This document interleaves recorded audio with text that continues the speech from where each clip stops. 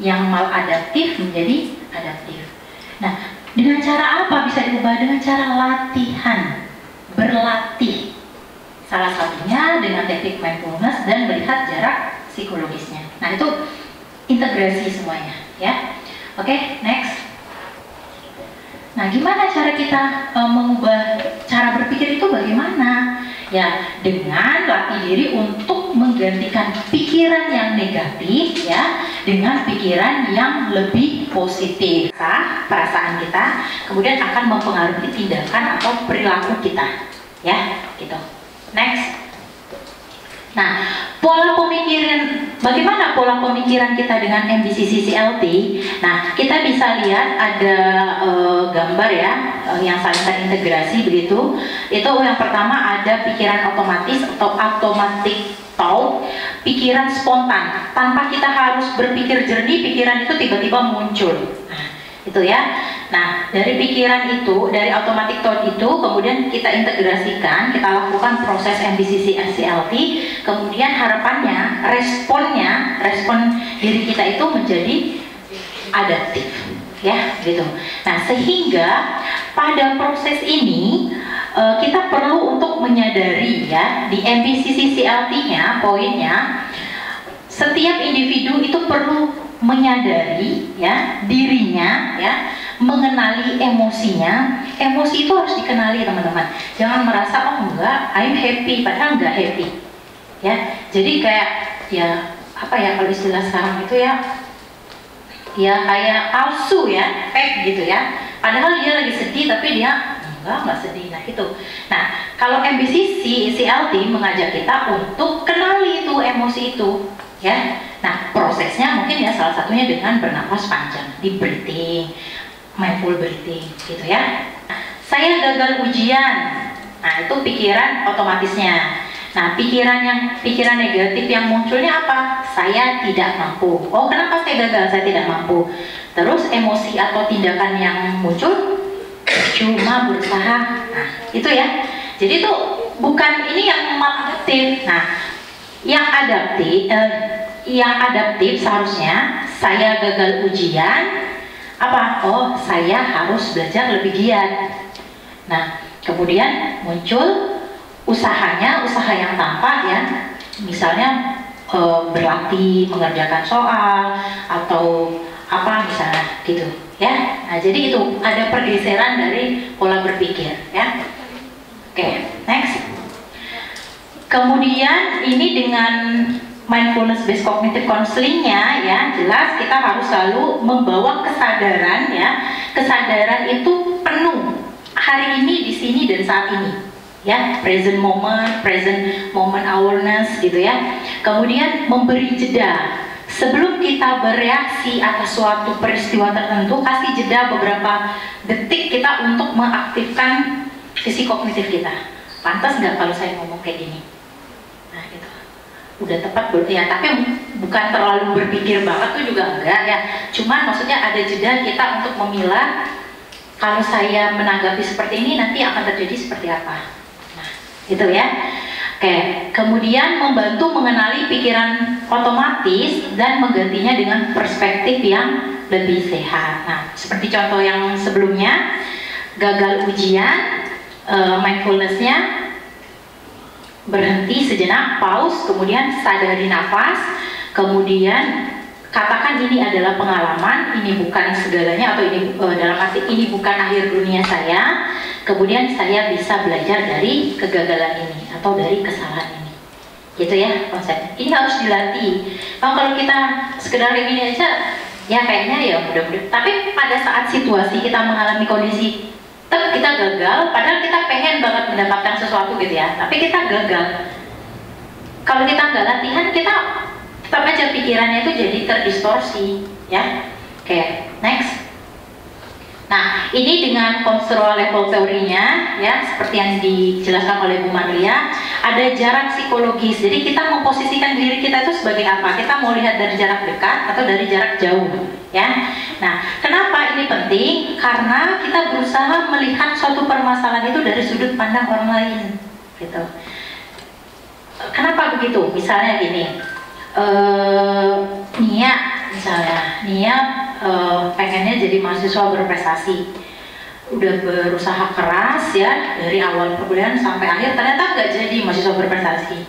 Nia kecewa, depresi, marah dan sebagainya. Windy ya, nah Windy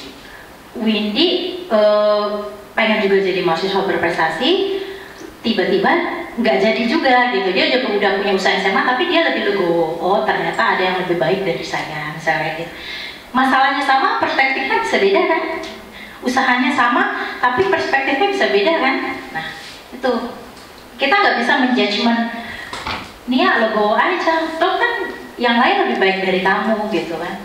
Tapi karena Nia yang mengusahakan ini dari awal, merasa ini nggak adil, nggak fair, karena saya udah berusaha dari awal.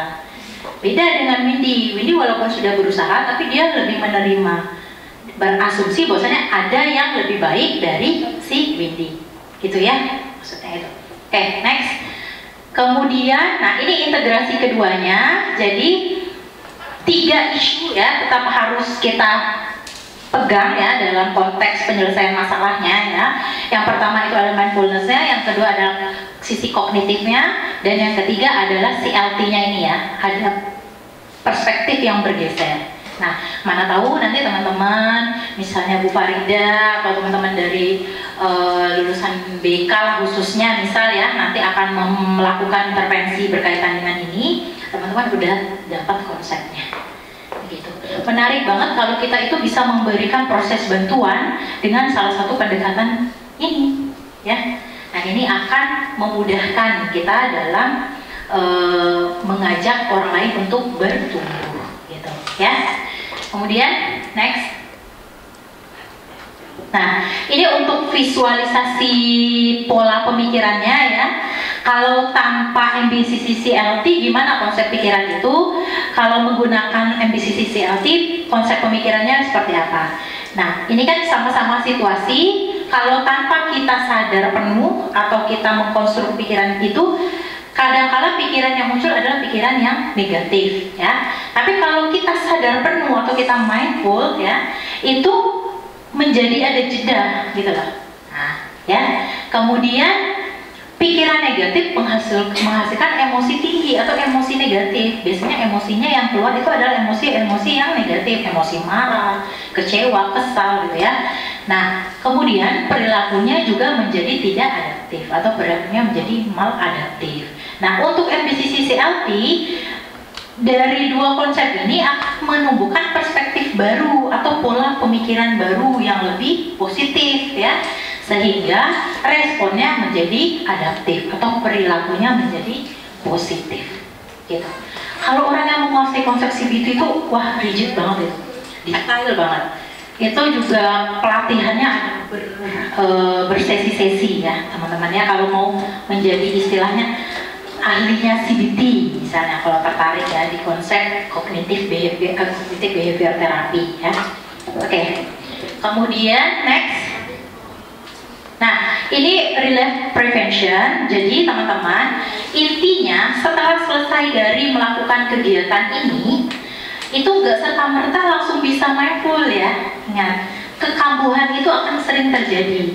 Makanya dibutuhkan rencana, kemudian dibutuhkan konsistensi, gitu ya. Latihan, setelah kalau ke trigger pikirannya, ini nggak bener nih, ya udah menjauh sejenak, cari waktu me time untuk diri sendiri, ajak diri kita untuk berpikir jernih atau self talk atau lakukan salah satu teknik mindfulness gitu ya.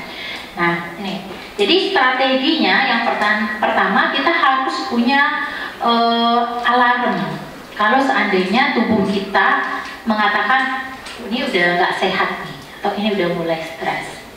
Siapa yang tahu? Kita sendiri ya. Misalnya pekerjaan terlalu banyak, tugas terlalu banyak ya, kemudian ada alarm nih di tubuh kita, merasa pusing, merasa bingung mau ngerjakan yang mana. Nah itu berarti kita dalam kondisi yang tidak sehat ya. Kemudian atau dari sensasi tubuh, jantung terlalu berdebar-debar misalnya, diminta presentasi nggak siap, kemudian jantung berdebar-debar, kemudian pikirannya ya overthinking atau berpikir berulang-ulang soal gimana ya presentasi nanti, gimana ya presentasi nanti. Nah, itu berarti salah satu alarm yang menyatakan tubuh kita lagi bereaksi atas pikiran kita. Ya, hasil yang diharapkan dari situasi itu lebih tenang dan fokus saat mengerjakan soal. Hasil nyatanya adalah saat ujian lebih fokus meski sempat cemas di awal. Ini hanya contoh ya. Kemudian yang situasi kedua bertengkar misalnya dengan teman kos. Nah, mindfulness, strategi mindfulnessnya apa, CLT-nya apa, hasil yang diharapkan bagaimana, dan hasil nyatanya itu seperti apa. Kenapa ini penting, Bu? Karena untuk men-tracking kita gitu loh. Ya, jadi kita hidup pun itu sebenarnya harus punya rencana. Ya memang kadang ada kalanya mengalirlah seperti air gitu ya. Kemana aliran air pergi kita ikut. Tapi ada kalanya juga harus tetap penuh perhitungan, ya, dengan salah satunya rencana. Oke, sekarang silakan tugasnya mengisi action plan. Ya, di halaman 46 porsi 7 situasi nyatanya 2 ya, minimal ada 2. Jadi itu yang kalau bisa sesuai apa yang teman-teman rasakan seminggu terakhir. Di sini situasi nyata saya itu karena sulit tidur karena overthinking. Nah, strategi mindfulness yang saya gunakan itu latihan pernapasan atau body scan. Terus strategi CLT-nya melihat bahwa pikiran ini tuh tidak terlalu penting dan sebagian bisa diselesaikan untuk hari esok. Terus hasil yang diharapkan itu pikirannya lebih tenang, bisa tidur cepat dan teratur tanpa harus memikirkan hari ini. Terus hasil nyatanya tidur lebih cepat dan teratur, bangun lebih segar dan semangat untuk menjalani hari-hari. Terus yang kedua itu situasinya merasa minder saat melihat teman yang jago untuk public speaking. Terus strategi mindfulness-nya kayak saya menyadari rasa iri atau minder tanpa harus menyalahkan diri sendiri. Terus strategi CLT-nya melihat dari perspektif jangka panjang, kayak setiap orang tuh punya masanya tersendiri. Terus hasil yang diharapkan lebih menerima diri sendiri dan terus termotivasi untuk berkembang. Terus hasil nyatanya perasaan insecure yang saya miliki itu sedikit berkurang. Terus jadi lebih fokus pada diri sendiri. Takut ketika ingin memulai atau menjalankan sesuatu. Strategi mindfulness yang digunakan ini yang pertama itu tarik nafas dan 3M atau dalam kata lain mengakui, menyadari dan menerima. Lalu mengubah pola pikir yang tadinya berpikir bagaimana kalau aku gagal menjadi bagaimana kalau aku berhasil. Lalu strategi siap yang digunakan itu melihat rasa takut sebagai bentuk kepedulian dan juga sebagai bentuk pembelajaran juga. Dan hasil harapnya ini tuh dapat menjalani dengan tenang ataupun tidak takut. Tapi untuk hasil nyatanya ini rasa takut tetap ada, namun tidak sebesar sebelumnya. Dan menyadari bahwa setelah dimulai ternyata tidak sesulit yang dibayangkan. Untuk peserta yang lain konsepnya sama ya, seperti itu. Jadi siapa yang menentukan sebenarnya? Diri kita sendiri ya. Siapa yang menentukan strategi-strategi ini? Yang penting itu kita memahami konsep ya. Konsep itu kita pahami dengan baik sehingga pada saat kita memahami konsep kita mampu untuk menuliskan strategi-strategi ya. Dalam hidup pun kita punya tujuan. Pada saat kita punya tujuan, baiknya kita punya rencana ya. Jadi teman-teman jangan lupa bentuknya dalam apapun itu silakan. Jadi pemahamannya sebenarnya udah ada dari awal, tapi selama 8 sesi ini tuh jadi lebih terstruktur gitu. Kalau sebelumnya kan ikut seminarnya kan temanya loncat-loncat, hari ini ikut ini, besok ikut ini, besok ikut ini. Kalau ini kan dari awal sampai akhir gitu. Jadi lebih terstruktur. Yang saya syukurin dapat worksheet ini cukup sangat membantu mengurai pikiran sih Bu. Kalau sebelumnya mungkin kadang ingat kadang enggak. Kalau ini udah ada worksheet jadi tinggal diisi aja, yang awalnya mungkin nggak keinget oh ya udah tinggal ngikutin aja workshopnya kayak gimana gitu. Ketika saraf itu udah tebel, otomatis respon kita tuh udah langsung bisa mengambil jarak antara diri kita sama kejadian tersebut gitu. Jadi mungkin teman-teman apa yang kita dapat hari ini saya sarankan untuk benar-benar dilatih setiap hari. Disarankan sebelum tidur atau bangun tidur, karena sebelum tidur tuh kita critical thinkingnya sudah mulai melemah. Jadi kalau sebisa mungkin sebelum tidur kita jangan mengkonsumsi konten-konten yang sifatnya negatif, karena itu tuh langsung masuk ke pikiran kita tanpa kita sadari. Itu yang membuat kita makin banyak cemas dan lain-lain, tapi aslinya kita nggak tahu gitu. Kalau bangun tidur tuh kita masih fresh banget, belum konsumsi dan lain-lain, jadi sebisa mungkin ya dilatihnya kondisi pikiran kita belum tercampur banyak pikiran dari luar. Yang dikatakan Mbak Rumi tadi, ada saraf yang aktif, yang mulai terhubung gitu loh. Jadi harus ada kesadaran penuh dari diri kita sendiri, karena konsistensi itu yang dibutuhkan ya. Semakin teman-teman konsisten, semakin teman-teman bisa mindful ya. Lagi ada masalah gitu ya, jadi pas datang ke sini tuh banyak emosi yang saya bawa gitu. Nah setelah mengikuti program ini, saya bisa lebih lebih ceria, lebih enjoy gitu. Terus bisa lebih sadar gitu dengan emosi yang saya miliki ini. Terus saya juga belajar untuk menghargai diri sendiri. Terus skala perubahannya dari 1 sampai 10 itu sebelum program, mungkin karena emang keadaannya lagi nggak baik gitu ya, keadaan diri saya lagi nggak baik, itu 2 keadaan itu. Nah sesudah program ini saya benar-benar merasa lebih baik lagi, jadi 9. Dan sekian aja, terima kasih.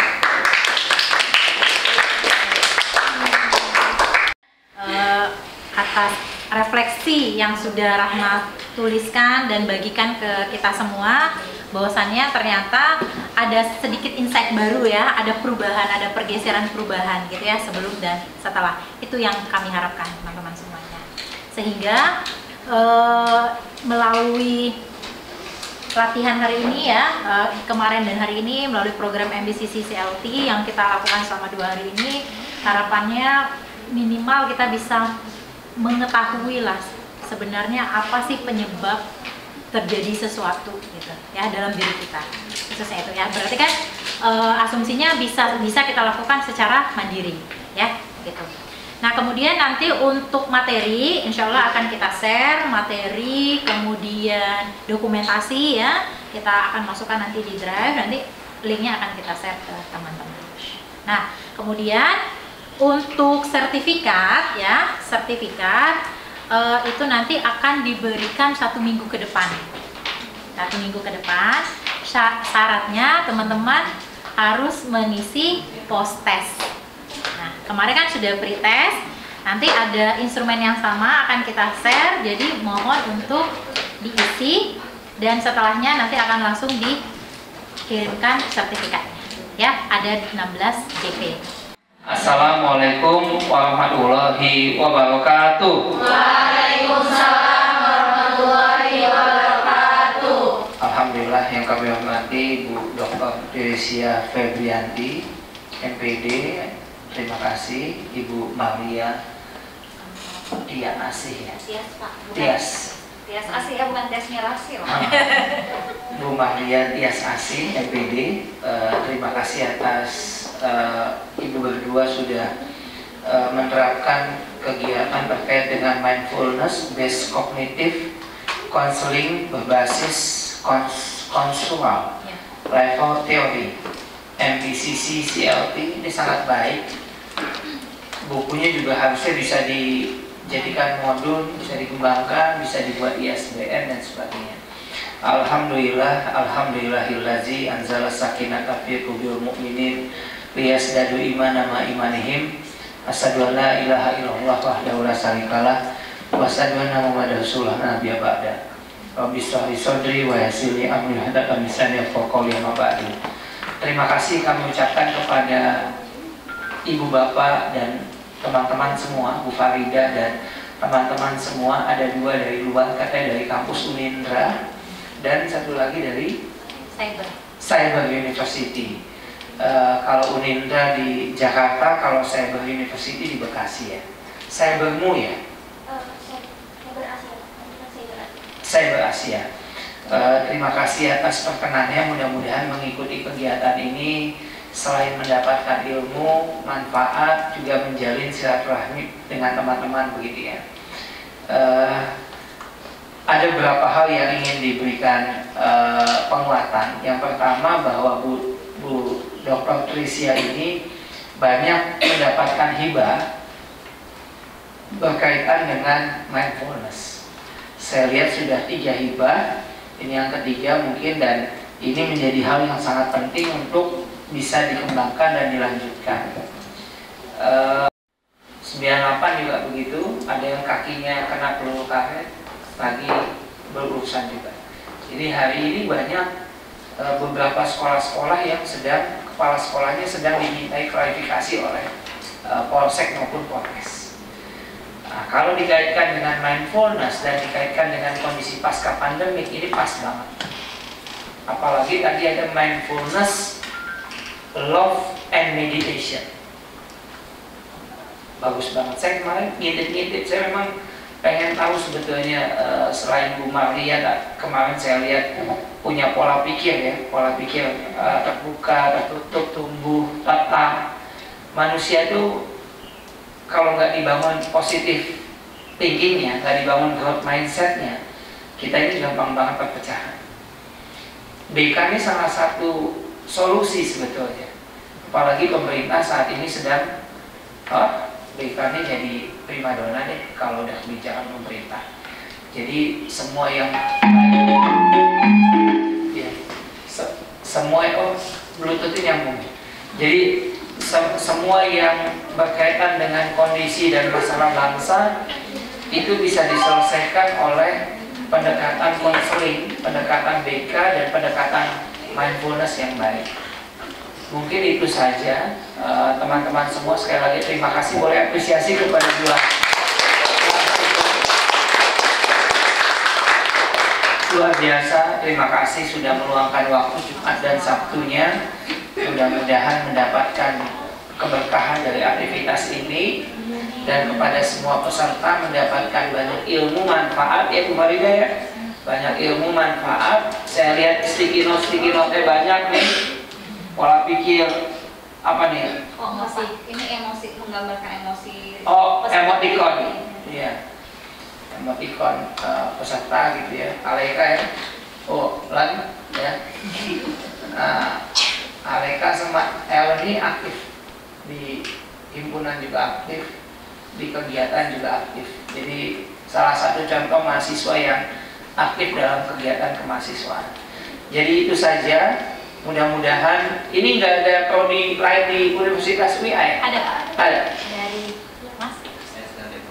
PPST, prodinya? Informatika. Oh, TI dan informatika. Sama Mbak. Mbaknya dari informatika. Makasih ya. Iya, makasih sudah mengikuti kegiatan ini. Memang sangat baik. Saya tuh kadang-kadang bingung loh Bu. Punya kegiatan pelatihan bagus, festival bagus, kegiatan apapun bagus, tapi yang ikut lintas prodi itu sedikit. Kenapa ya? Ada sosialisasi juga sebenarnya Pak. Kegiatannya kurang. Jadi Ellen mesti cari teman dekat dari fakultas lain kan. Tugas Ellen nanti itu menjadi modalitas kepribadian kan. Belajar sama Bu Malia. Iya. Iya, teman dekat kan networking penting ya. Dan itu menjadi hal yang kekuatan soft skill yang nggak bisa dipelajari di kelas kan. Itu saja ya. Terima kasih semuanya yang sudah mengikuti. Kalau dikasih rate 1 sampai 5, ini bintangnya berapa ya? Ellen 1 sampai 5 bintangnya 10. Hah? Bintangnya berapa? 5 ya? 1 sampai 5 bintangnya berapa mas? 5, Mbak? 5, Mbak? 5 ya? Ah, 5 semua. Bu Palida? 5 plus Pak. 5 plus. Berarti full. Baik, dengan mengucapkan kita sama-sama membacakan hamdalah. Alhamdulillahirrahmanirrahim. Mudah-mudahan kita semua mendapatkan keberkahan kegiatan pelatihan mindfulness based cognitive counseling untuk kesehatan mental yang lebih seimbang yang dilaksanakan 29 sampai 30 Agustus tahun 2025 secara resmi ditutup. Terima kasih sekali lagi Dr. Chris dan Bu Marlian, mudah-mudahan berkah. Mohon maaf apabila ada kata-kata yang salah. Kalau cinta dan cantik kasih kekasih, kalau nggak cinta dan nggak sayang kasih ke mantan. Cukup sekian dan terima kasih. Sampai jumpa di lain kesempatan. Assalamualaikum warahmatullahi wabarakatuh.